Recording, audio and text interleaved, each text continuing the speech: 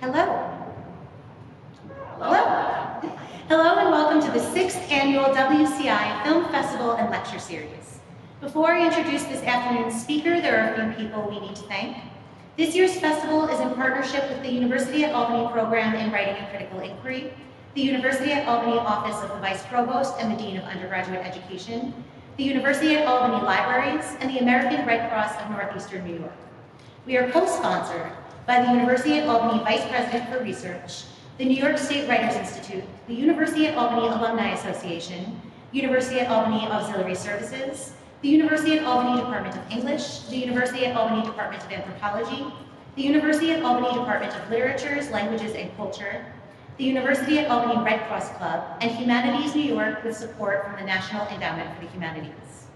The 2021 festival explores one of the world's most popular and enduring images, the vampire.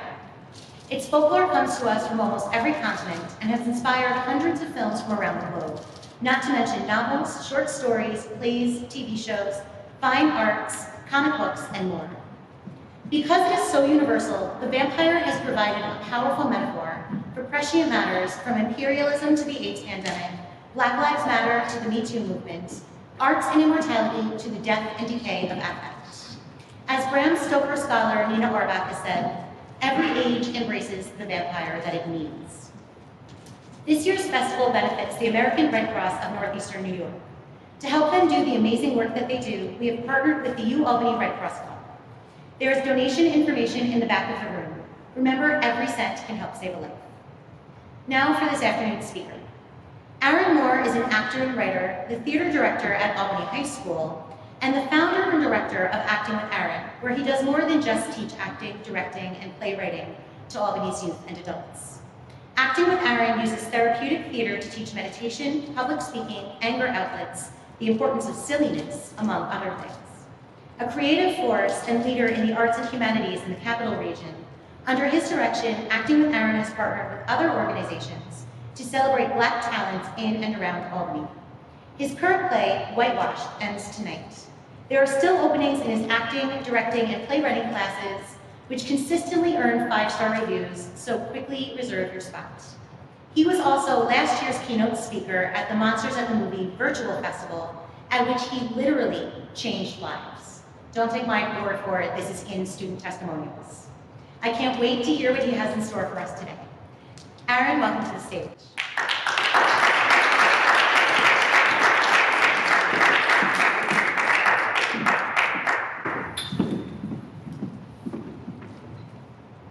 Let's give another hand to Ray, please.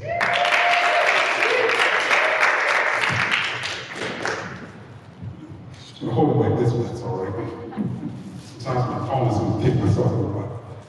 How's everybody doing tonight? Good evening. Thank you so much. I want to thank Ray. I want to thank SUNY Albany. I want to thank all the sponsors that were named for putting this festival on. I met Ray last year in a completely different sort of atmosphere where we have been sort of partnering on, and we have completely just geeked out on our love of horror and sci-fi, where we literally will sit and talk for hours about it. So I was so honored and felt so privileged to be asked to come back and for the first time to speak last year at the Monster Fest, and again, honored and privileged to come back and speak for this festival today.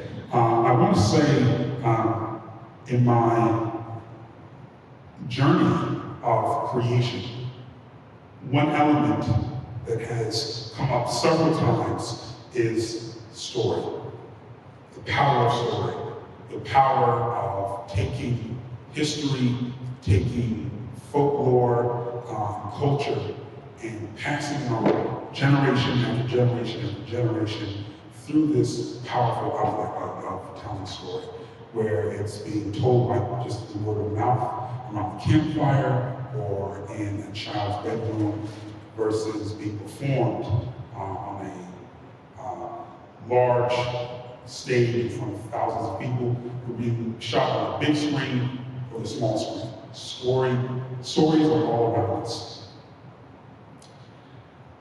And one thing that sticks out for me when I hear that word, the feeling that I get, and it is power.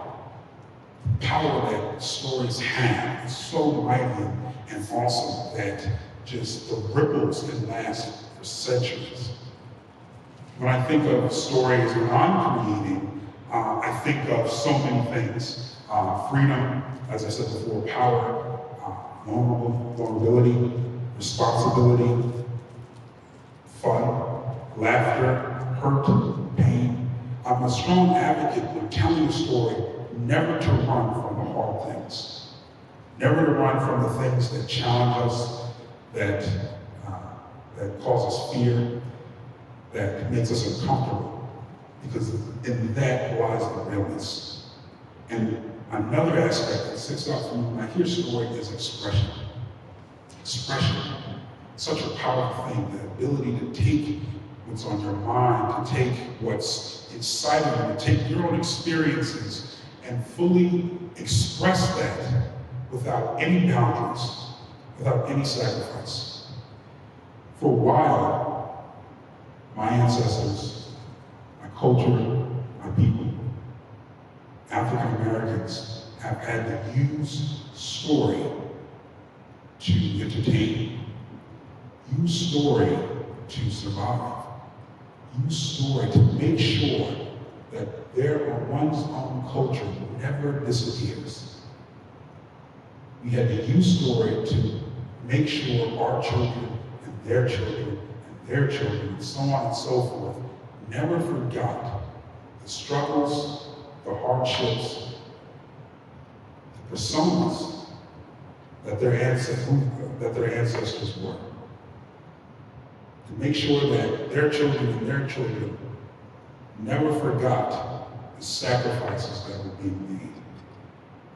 So they can say, my forefather, my foremother, never had the ability to truly express themselves, to truly make themselves larger than life as I see them now.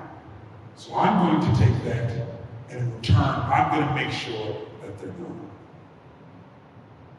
When I hear films, and when I see films that star Black people, people of color, that are written by Black people, people of color, that are directed, produced, or filmed, all that fills me up. During the Black exploitation era, many people tend to get this wrong. Many people look at it as a slight, or many people tend to look at it as a time of stereotypes and sort of racist innuendos dealing with African Americans. That's only half true.